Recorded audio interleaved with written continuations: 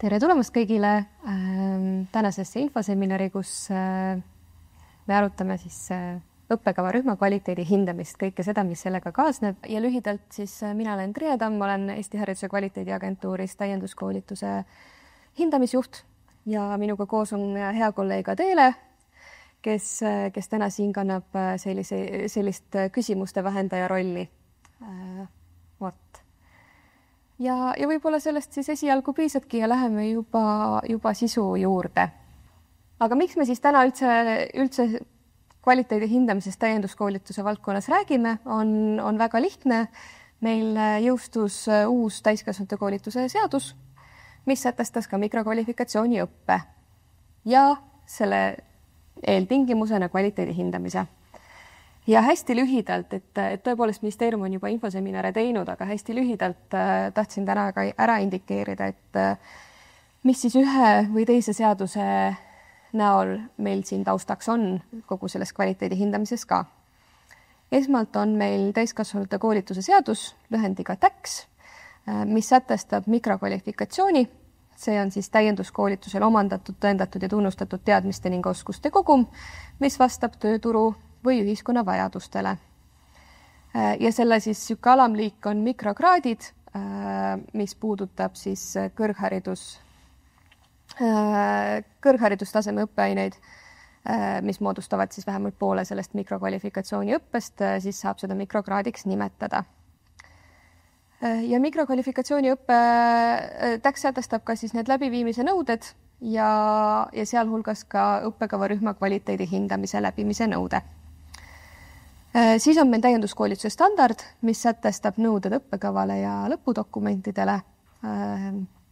Nende kahe dokumendiga küllap olete juba kõik eelnevalt tuttavad.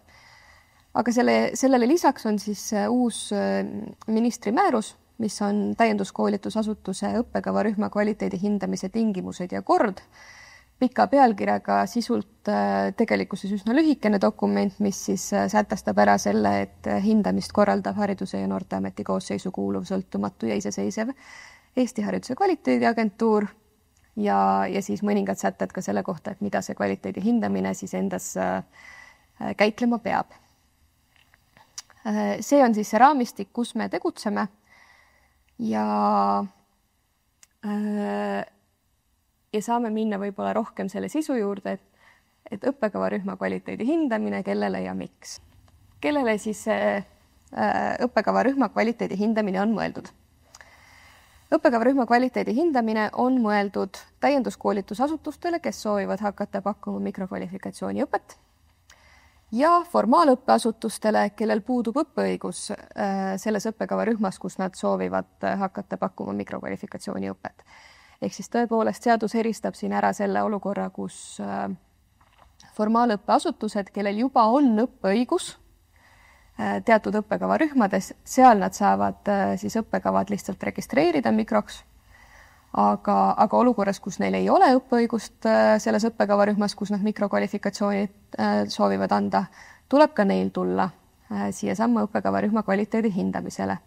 Selle kõige eesmärk on tõesti see, et ühest küljest formaalõppeasutused juba on läbinud korduvalt kvaliteedi hindamisi ka just nende samade õppeõiguste saamiseks.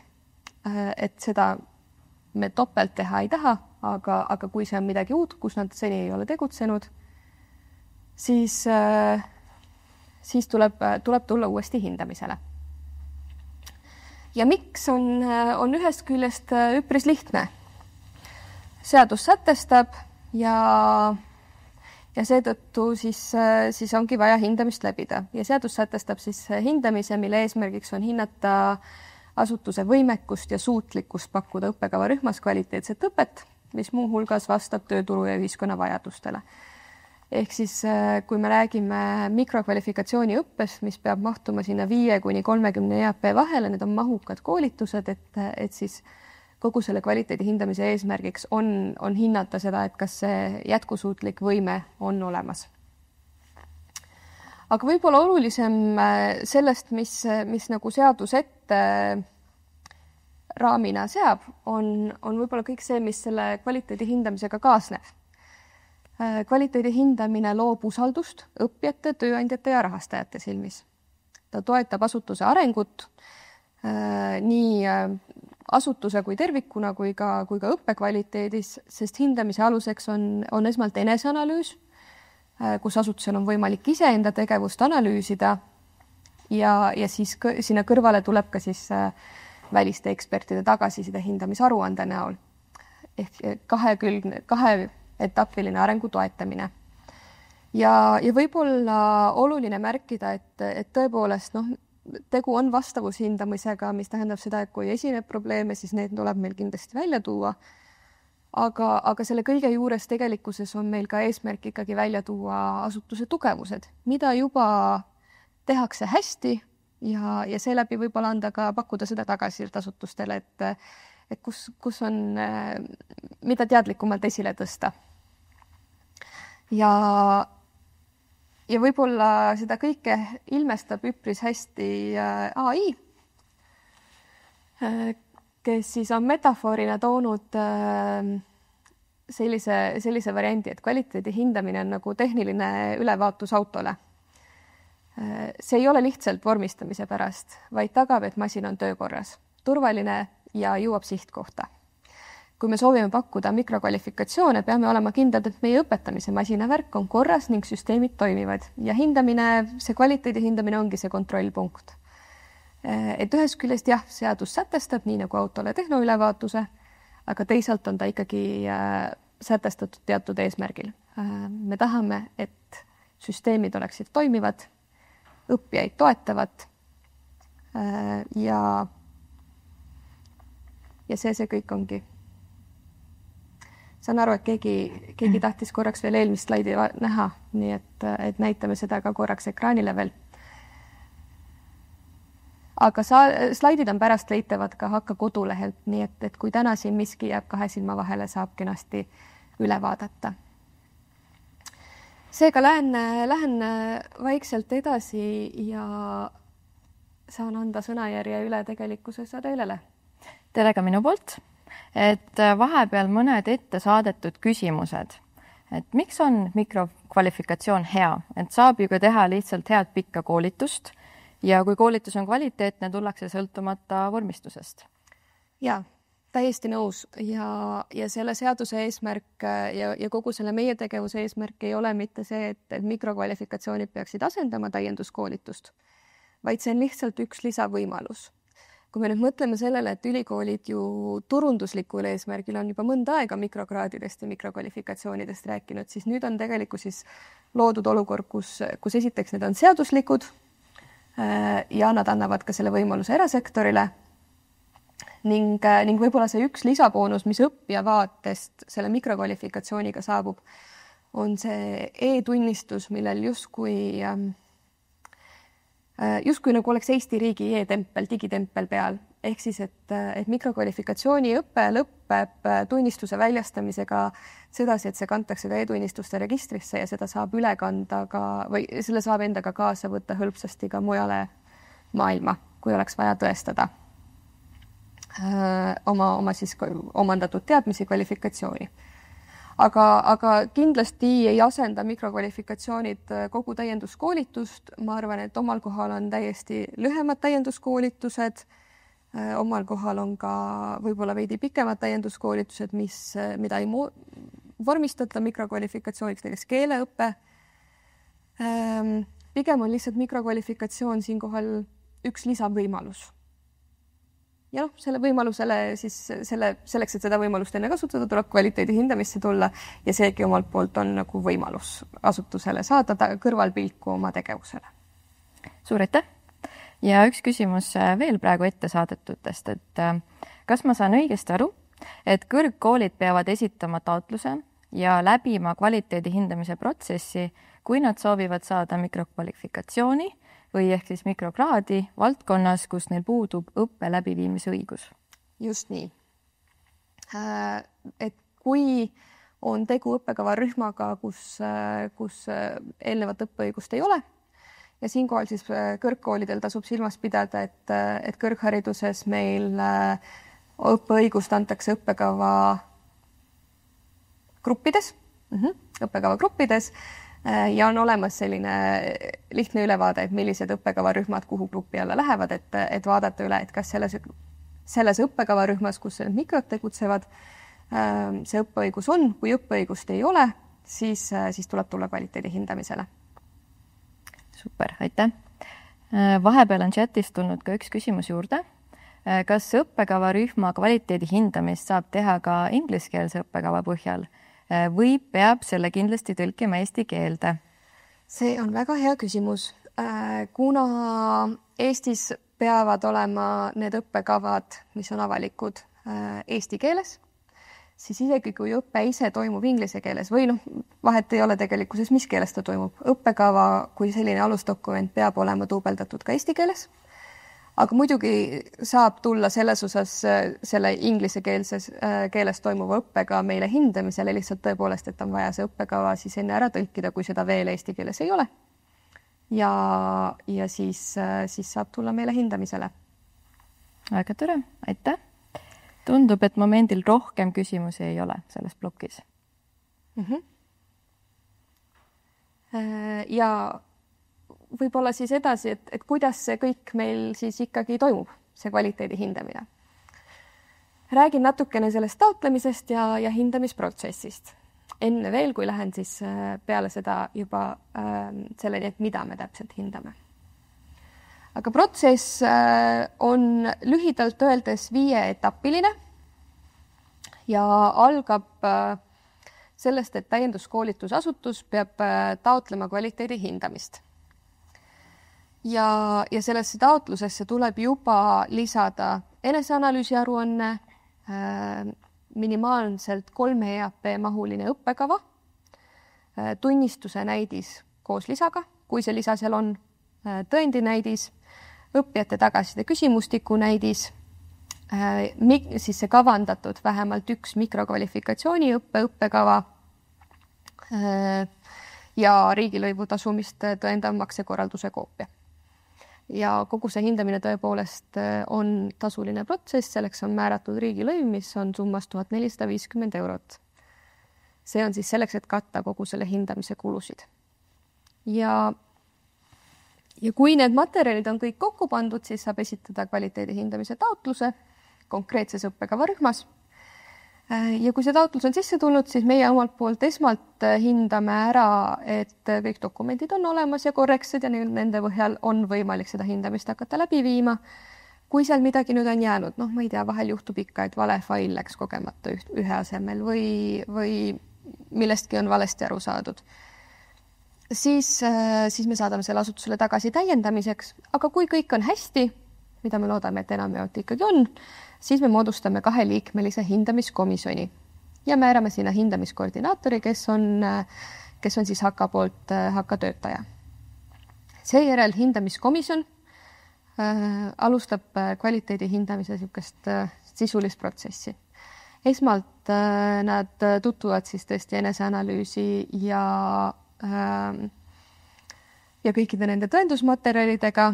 Selle põhjalt vaatavad üle, mis küsimused neil veel tekivad. Toimub hindamisvestlus siis asutuse juhtkonna ja koolitajatega. Ja kui see vestlus on ka tehtud, valmib hindamisaruanne. Seal on siis ka hinnangud kriteeriumitele ja valdkondadele. Sel hetkel on seejärel võimalik asutusel anda ka sellele esialgu valminud hindamisaruandele tagasisidet. Ja kui siis miskit sealt asutuse poolt tuleb, siis komisjon saab seda veel täiendada.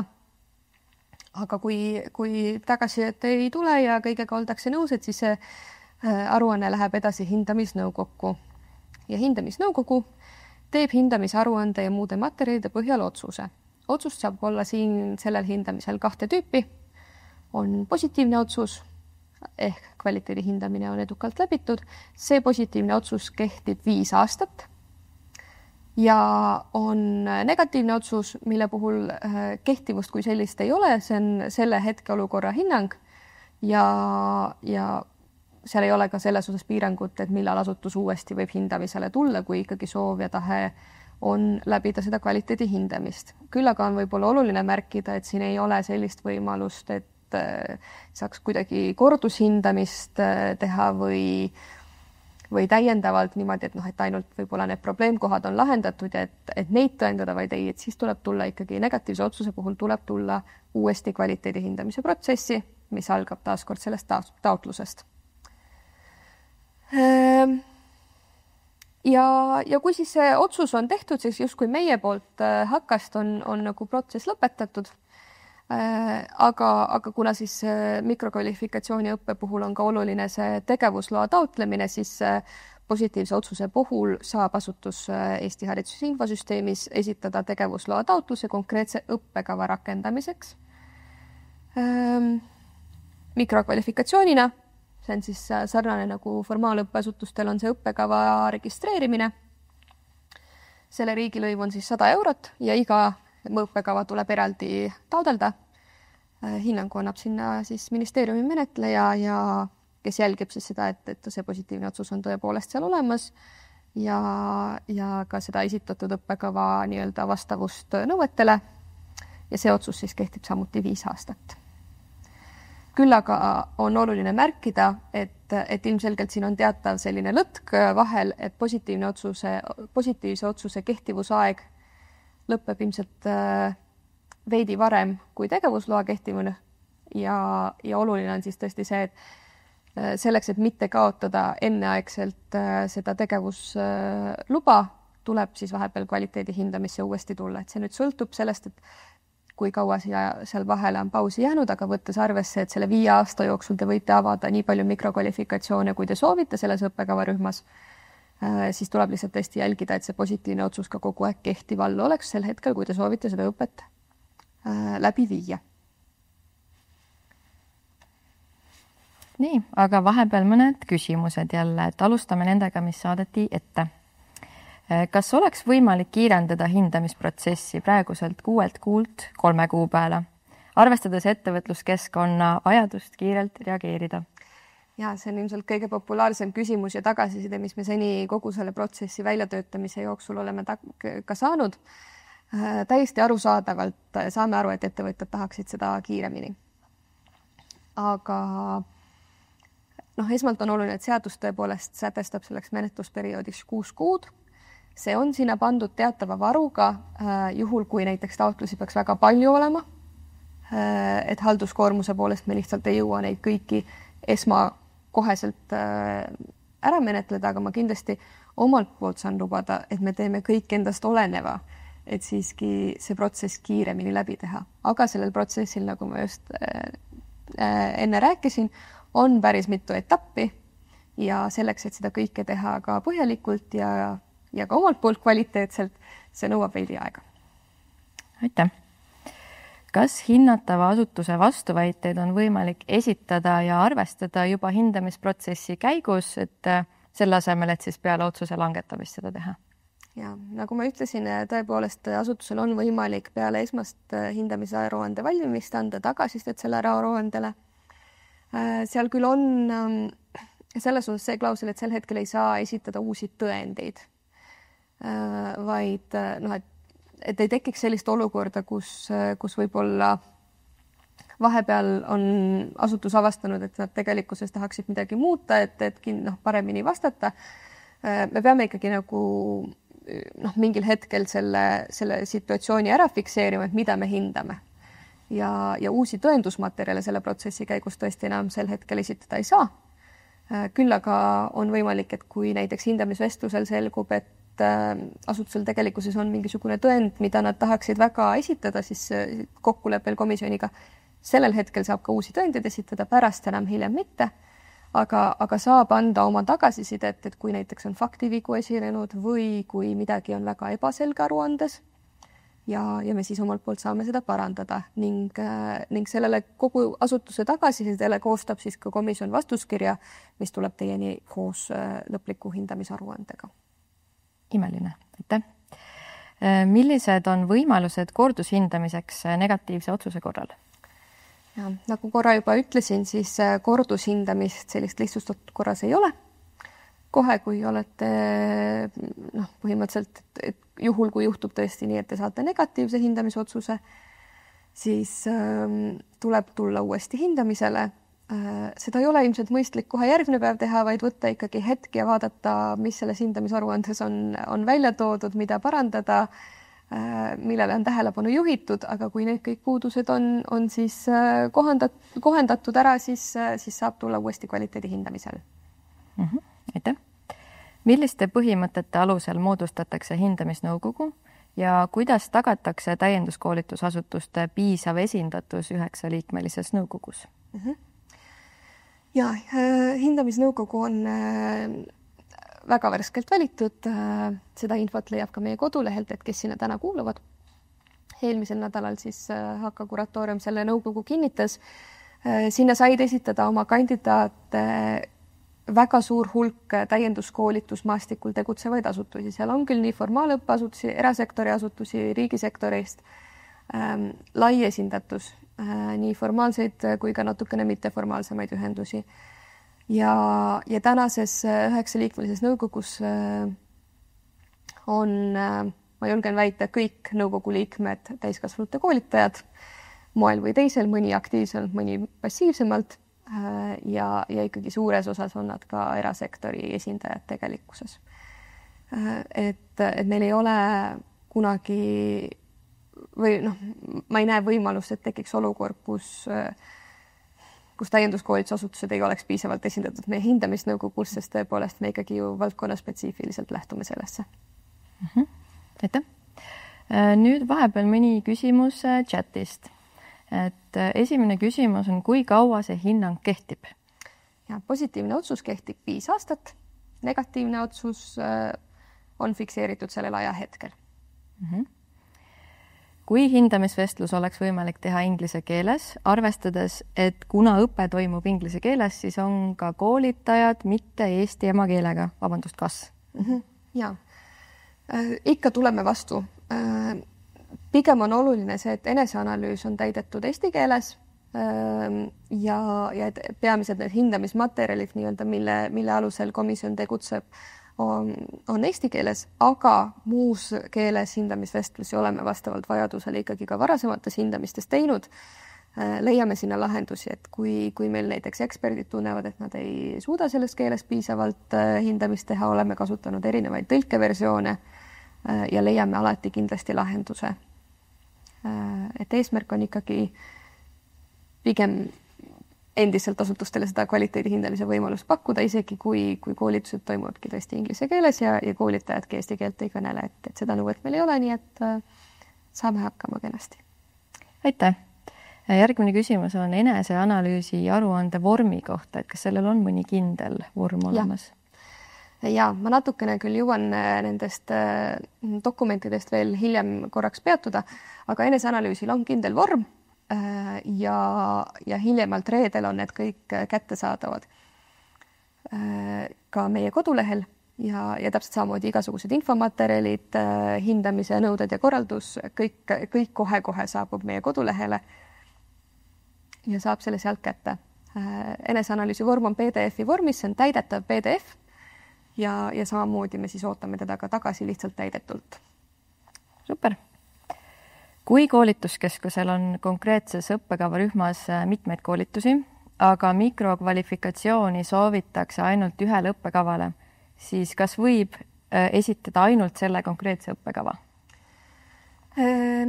Hindamise aluseks on üks õppekava, mis on vähemalt 3 EAP mahuline, vähemalt, see võib olla ka mahukam, kus on juba õpe toimunud ning millel on väljastatud tunnistusi. Kui see juhtub olema siis vähemalt 5 EAP mahuline ja te olete juba sellel õpet varasemalt korraldanud, nüüd tahate sellest teha mikrokvalifikatsiooni, siis need 2 õppekava tõepoolest võivad olla samad. Aitäh! Kas enne riigilõivu tasumist oleks võimalik ka väike mentorluskõne teha, näiteks kellegagi HKast, et veenduda, et oleme asjast ja oma potentsiaalist kvaliteedi hindamise edukalt läbimises õigesti aru saanud? Muidugi on lihtne ja lühike vastus. Me küll ei paku kuidagi konsultatsiooniteenust, seda pakuvad mõned teised ettevõtted ilmselt, aga kui on konkreetseid küsimusi või tahaks midagi korraks peegeldada, siis muidugi saab meiega ühendust võtta, me mõtleme tavaliselt kaasa kenasti asutustega, aga noh, võib-olla mitte sellist versiooni, et te saadate juba eneseanalüüsi ette ja küsite, kas selle põhjalt saab läbi, et sellist asja me ikkagi nagu enne ei tee. See on natuke liiga mahukas. Ja. Ja viimane küsimus praegu chatist. Kuidas on reguleeritud ja tunnustatud mikrokvalifikatsioonid rahvusvaheliselt? See on natuke keerulisem küsimus, ma püüan sellele lühidalt vastata ja kui see teema kõnetab rohkem, siis ehk saame hiljem meilidel edasi suhelda. Aga mikrokvalifikatsioonide reguleerimine ja tunnustamine on nii nagu Eestis, ka mujal Euroopas väga uudne. Ma tean, et on riike, kes ikkagi mikrokvalifikatsioone lubab teha ainult näiteks formaalõppeasutustel, et selles osas Eesti on üks erandlikemaid juhtumeid, kus me ka erasektorit siia protsessi oleme kaasanud, aga kuna me väljastame neid tunnistusi, mis on ka siis seal e-tunnistuste registris, siis selles osas nad peaksid olema ikkagi tunnustatud ka rahvusvaheliselt ja töö selle nimel käib, et seda ka pidevalt tagada. Aitäh, vahepeal tuli üks küsimus juurde. Kui me teeme sama koolituse nii eesti kui ka vene keeles, kas siis peab hindamise topelt läbima või kontrollitakse ikkagi kava ja siis saab selle erinevates keeltes pakkuda? Topelt läbima ei pea. Õppekava rühma kohta üks hindamine. Lihtsalt oluline võib-olla siis see, et eeskätt esitada eestikeelseid materjale sinna hindamisse tõendusmaterjalina, aga seda, kas te teete seda sama koolitust eesti, vene, inglise või mis iganes muus keeles, see kõik on lubatud ja oluline lihtsalt tõesti see, et selles õppekava rühmas oleks kvaliteedi hindamine läbitud. Ja tuli veel üks küsimus. Et korra oli keeleõpet mainitud, aga küsin üle. Kui keelekursused on 100 akadeemilist tundi, mis on üle 3 EAP, siis kas ja miks peaks neid kursusi tegema mikrokvalifikatsioonideks? Ja kes sealt välja tuleb? Kas mikrokvalifitseeritud inglise keeles kõneleja A2 tasemel või lausa pooleldi filoloog? Selline pikk küsimus. Lihtne ja lühike vastus on see, et nii nagu ka mootorsõiduki juhid koolitusi ei peaks mikrodeks tegema. Me täna tegelikkuses ei näe küll vajadust, et keeleõppekoolitused peaks kuidagi mikrokvalifikatsiooni õppeks vormistama. Kui nüüd asutus selles osas tahab läbida seda kvaliteedi hindamist, et saada tagasisidet, siis see on endiselt variant. Ära me kedagi selles osas ei saada, aga vajadust, nõudlust me küll siinkohal nende selle spetsiifilise õppe puhul ei näe. Suur aitäh, et praegu on küsimuste blokk tehtud läbi. Võib-olla siis läheme edasi hindamismudeli juurde, ehk siis mida me täpselt hindame. Ja seda kõike öeldes tõepoolest see hindamise nõuded ja korraldusdokument saab vastu võetud kõige eelduste kohaselt täna. Nii et kõik see, mis ma teile täna siin räägin, õige pea peaks ka niimoodi välja nägema. Hindamine on jagatud 8 valdkonnaks. Iga valdkonna all on 3-4 kriteeriumit. Kohe käin need kriteeriumid teiega koos üle, aga esmalt võib-olla lihtsalt need valdkonnad silme ette. Meil on õppekava arendus, õppekava, õppeprotsessi kavandamine, õppeprotsessi läbiviimine, hindamine ja lõpudokumendid, koolitajate kompetentsus ja professionaalne areng, kvaliteedi juhtimine ja ressursid. Ja kui me nüüd vaatame neid hindamiskriteeriume, siis võib-olla ma ei loe neid kõiki siin ette, see oleks vast liigne ajakulu ja need on slaididel olemas. Aga õppekava võib-olla kõige olulisem, et mis me igas valdkonnas siis, millele me tähelepanu pöörame. Õppekava arenduses on oluline mõista, mis on need põhimõtted, mille alusel õppekavu avatakse, arendatakse ja suletakse. Ning et need lähtuvad muuhulgas siis ka tööturu või ühiskonna vajadustest ja et see protsess on selline avatum protsess, kuhu on kaasatud erinevad osapooled. Õppekava puhul me jälgime siis seda, et esmalt need esitatud õppekavad, ehk siis see õppekava ja kavandatav mikrokvalifikatsiooni õppekava vastaksid täiskasvanute koolituse seadusele, standardile ja teistele asjakohastele õigusaktidele. Nad moodustavad omavahel sidusa terviku. Nad õpiväljundid on korrektselt sõnastatud ja kui seal on ka seos kutsestandardiga, et siis see on samuti korrektselt tehtud ning et õpiväljundid on mahtu ja vormi arvestades saavutatavad ja hinnatavad. Õppeprotsessi kavandamise puhul räägime sellest, kuidas õppekava eesmärgid, väljundid, meetodid, kõik õppega seonduv on eelnevalt või koolituse alguses õppijatele selgitatud, et koolitajad on teadlikud oma rollist koolituste läbiviimisel, eesmärkide saavutamisel ja õppijate ootuste ja vajadustega arvestatakse kogu protsessis. Ning läbiviimise puhul taaskord see koolitaja toetav roll õpi arengu juures, õppemeetodid ja õppematerjalid on need võib-olla märksõnad siin selle protsessi läbiviimise juures. Hindamine ja lõpudokumendid, võttes arvesse, et mikrokvalifikatsiooni õppe peab lõppema tunnistusega, siis on seda enam oluline, et õppekavas on sätestatud selged lõpetamise ning lõpudokumentide väljastamise tingimused. Kõiki õpiväljundeid hinnatakse objektiivselt ja läbipaistvalt ning dokumendid vastavad siis standardis kehtestatud nõuetele. Ja koolitajate kompetentsus ja professionaalne areng on ehk selline kaheks jaotatav. Meil on esmalt oluline see, et koolitajatel oleks asjakohane erialane haridus. Samas on sama tähtis, et neil oleks täiskasvanute koolitamise kompetentsid. Seadus sätestab ka seda, et koolitajate nimed koos kompetentsust tõendava kvalifikatsioonikirjeldusega on avalikud või kas siis veebilehel või kuidagi mõnes muus ligipääsetavas digikeskkonnas. Ja siis meie poolt hästi oluline ka see, et seda koolitajate töö tulemuslikkust hinnatakse, arenguvajadusi kaardistatakse ning täienduskoolitusasutus toetab koolitaja arengut, et luuakse võimalusi. Ja viimased kaks. Kvaliteedijuhtimine räägib sellest, et meil oleks olemas asutuses toimiv süsteem või protsess koolituste kvaliteedi tagamiseks. Tavaliselt see on kirjeldatud selles samas kvaliteedi tagamise alustes.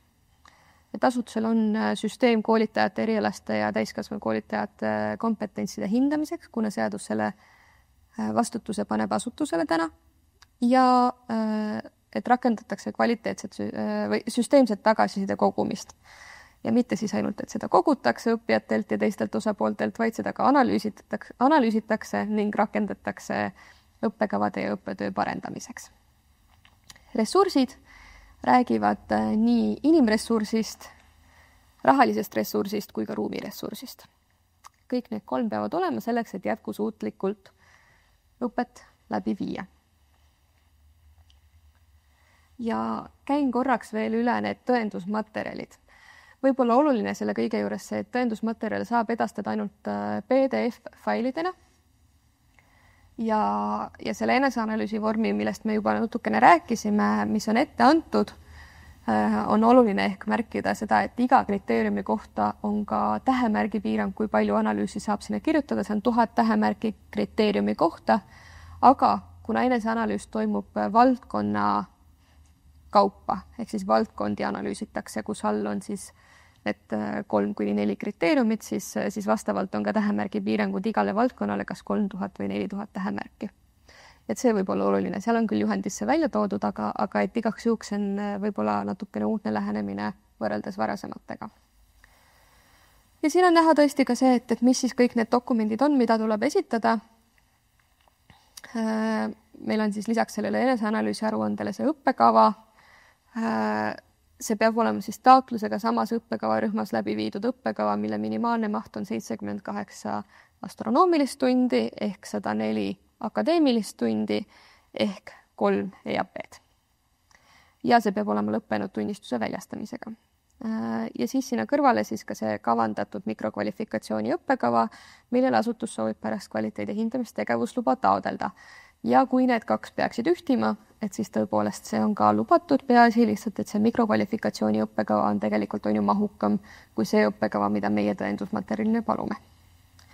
Tunnistuse näidis koos lisaga, kui lisa on olemas, tõendinäidis, need võivad siis olla selle sama esitatud õppekava näidised, tagasiside küsimustiku näidis, kui teil on asutuse ülene tagasiside küsimustik, siis see sobib kenasti, aga kui igal õppekaval on enda oma, siis näidisena palume sellesama õppekava, mis te olete tõendina esitanud, tagasiside küsimustiku näidist. Õppekorralduse alused, seda ei pea hindamise ajal lisama eraldi, sest see on veebilehelt leitav. Samamoodi kvaliteedi tagamise alustega, et selle me leiame ka veebilehelt. Asutuse veebileht tervikuna on tõendusmaterjal hindamiseks ja hindamisvestlus või täpsemalt selle protokoll siis, mis valmib, aga vestlus ise on samamoodi siis üheks tõendusmaterjaliks kogu selle hindamise juures. Ja võib-olla siin on hea hetk korraks vaadata üle, et see on üks hea tervik, et kõik see, mida me hindame, on nüüd läbi käidud. Esimene küsimus. Kuidas on plaanis tagada hindamiskriteeriumite ühtlane tõlgendamine erinevate komisjonide poolt? See on väga hea küsimus, tõepoolest. Igaks hindamiseks moodustatakse hindamiskomisjon, kus on 2 liiget, kellest üks vähemalt peab olema täiskasvanute koolitamise alane spetsialist, teine peab olema erialaspetsialist. Hea on, kui need 2 veel kattuvad, nii-öelda, et neil on mõlemad kompetentsid. Aga see on igas hindamises erinev komisjon. Küll aga on seal juures HAKA koordinaator, kes on nagu üks esmane võrdsuse tagamise funktsioon on tal muuhulgas. Aga võib-olla veel olulisem on see, et absoluutselt kõik hindamised käivad hindamisnõukogu eest läbi. Ja sellepärast see 2-astmeline hindamisprotsess meil nii-öelda ongi, et hindamiskomisjon küll teeb selle hindamise justkui läbi, koostab aruande, aga sinna kõrvale kõiki neid materjale vaatab ka hindamisnõukogu, kes näeb kõiki selles valdkonnas tegutsevaid aruandeid või selles tõenduskoolituse valdkonnas tehtud aruandeid ja ka omalt poolt selles osas juhib tähelepanu sellele, et see võrdsus oleks seal tagatud, et kõigil oleks sarnane tõlgendus. Aitäh! Üks küsimus, mis ette saadeti, käis juba tegelikult läbi, aga me võime selle veel üle korrata, et kui ühes õppekavarühmas toimub mitmeid kursusi, aga ainult ühele soovitakse mikrokvalifikatsiooni anda, et siis kas kvaliteedi hindamine toimub just selle ühe õppekava kohta? Just. Nii nagu enne ka vastasin, et tõepoolest, et kui see üks juba sellel on õpe toimunud ja sellele soovitakse ka mikrot anda, siis piisabki tegelikkuses sellest ühest õppekavast, mida me siis hindamisele võtame. Hea oleks muidugi, kui teil on sinna kõrvale veel midagi näidata, mis mahub sinna meie parameetritesse. Aga jah, et selles on need 2 faili võivad omavahel olla sarnased. Ma saan aru, et see sama küsimus vist on ka chati praegu juurde tulnud, et mis vahe on õppekaval ja mikrokvalifikatsiooni õppekaval. See ongi, et mikrokvalifikatsiooni õppekava on see kavandatud mikrokvalifikatsioon. Sellele ei pea olema veel õpet toimunud. Aga õppekava peab olema juba lõppenud tunnistusega, vähemalt siis ühe korra peab olema see läbi viidud. Väga hästi. Hetkel on üks küsimus veel chatis. Mainisite, et peab olema varasemalt diplomit välja antud. Kas saan õigesti aru, et kui me viime esimest korda seda õppekava läbi, siis sellele esimesele grupile ei saagi mikrokvalifikatsiooni anda? Tõepoolest, sellele esimesele grupile praegu mikrokvalifikatsiooni anda ei saa. Kui nüüd on variant, et teil tegelikkuses on paralleelselt mõni muu õppekava, mis on vähemalt 3 EAP-line, kus te olete varasemalt tunnistuse välja andnud, siis te võite selle esitada selleks õppekava tõendiks. See praegune protsessis olev grupp, nende õppekava nii-öelda kavandatud mikrokvalifikatsioonina ja saate neile põhimõtteliselt anda ka, kui saate ka positiivse kvaliteediotsuse, siis taotlete tegevusluba sellele praegusele õppekavale, siis saate ka lõpuks tegelikkuses anda välja mikrokvalifikatsiooni tunnistuse sellele rühmale. Aga kui see on ainus, siis kahjuks selle esimese rühmaga tõepoolest on nii, et nemad mikrokvalifikatsiooni diplomit ei saa. Tunnistust, vabandust. Aitäh! Momendil küsimusi rohkem ei ole, aga lõpupoole on veel võimalus küsida.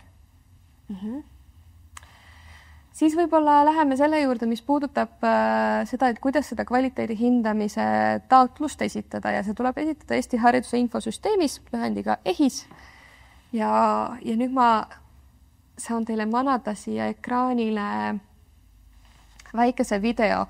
Ma igaks juhuks ütlen, et see on prototüüp alles, aga siit näeb, saab vajutada lisa uus taotlus.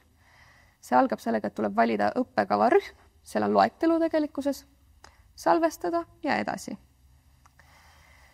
Siis tuleb siia automaatselt taotluse number, näete ära selle õppekava rühma, taotluse staatus, mis on hetkel siis sisestamisel ja sinna juurde tulevad ka kontaktandmed, need kõik tulevad automaatselt sisestaja pealt. Siis on oluline lisada kõik vajalikud failid. Siin täpselt samamoodi siis failitüübina tuleb loetelu, saate siia kas lohistada või valida, vajadusel kommentaare lisada ning lisada siis failid. Oluline on, et kõik kohustuslikud failitüübid oleksid esitatud, aga saab ka lisainfot esitada. Siis tuleb üle vaadata, et kas tõesti kõik on õige. Vajadusel saate lisada kommentaari ning esitada taotlus. Enne kui taotlus esitate, on oluline, et klikite ka ära ikkagi kinnitate, et teil ei ole maksevõlgu ja kõiki muid neid nii-öelda välistatavaid nõudeid. Ja siis tegelikkuses ongi see taotlus ära saadetud. Näete, et siin on taotluse staatus ära saadetud, mis tähendab seda, et see on jõudnud meie lauale ning 6 kuud on läinud käima. Võib-olla siis ka see oluline, et tõepoolest, et see 6 kuud läheb käima alates taotluse ärasaatmisest. Üpris kiiresti see video üle käis, kindlasti tulevad siia juhendmaterjalid juurde, aga vähemalt, et olete natukene selle keskkonnaga tutvunud enne, kui selleni jõuate.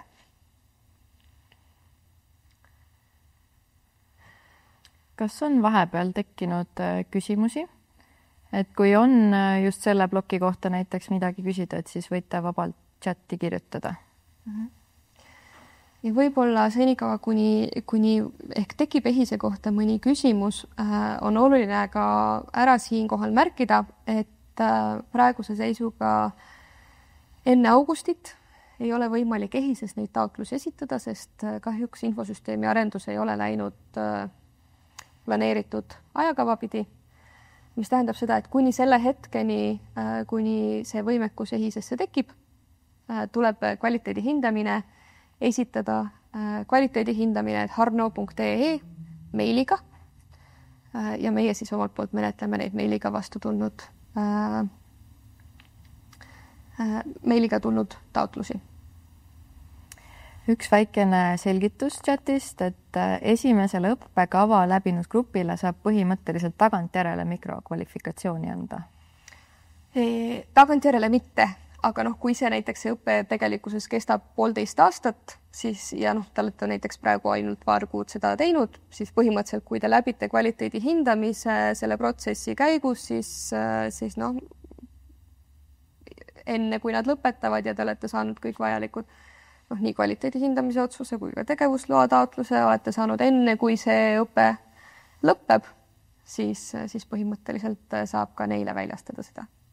Aga mitte siis niimoodi, et see grupp on juba lõpetanud ja siis kuskil aasta aega hiljem te väljastate neile neid diplomeid, et sedasi ei saa. Aitäh!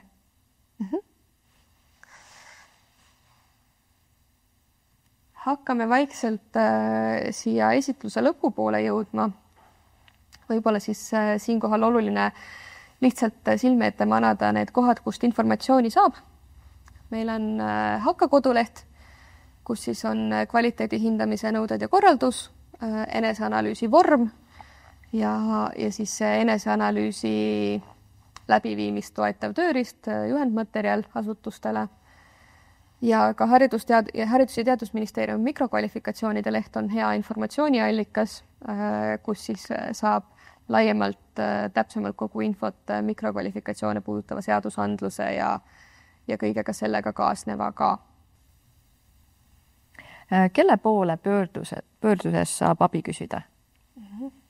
Ma võib-olla selle emaili jätsin sinna kõige viimasele slaidile, aga saame sellega juba vaikselt ette manada, kui küsimusi veel tuleb, saab kenasti neid küsida ka, aga mina olen see kontaktisik, kes hea meelega vastab tekkinud küsimustele. Minu email on ekraani peal näha, trine.tamm@harno.ee ja tõepoolest hea meelega täpsustan, aitan kaasa mõelda. Aga jah, võib-olla rohkem ei oska selle kohta midagi öelda, et selles suhtes hea meelega kuulan teie mõtteid ja muresid. Et tundub, et momendil rohkem ei ole täpsustavaid küsimusi, aga nagu Trine juba mainis, et siis kindlasti saab neid ka emaili teel edastada, kui peaks tekkima. Just. Aga sellisel hetkel hea meelega ütlen, et nüüd on kõigil 9 minutit võimalik puhkehetke võtta, enne kui ülejäänud päev edasi läheb. Ma tänan kõiki, kes täna siia on tulnud ja tähelepanu pööranud sellele asjale. Ma loodan, et õige pea kohtume me teiega kvaliteedi hindamise protsessis ja seniks ilusat kevade jätku teile. Aitäh ka minu poolt ja kena päeva!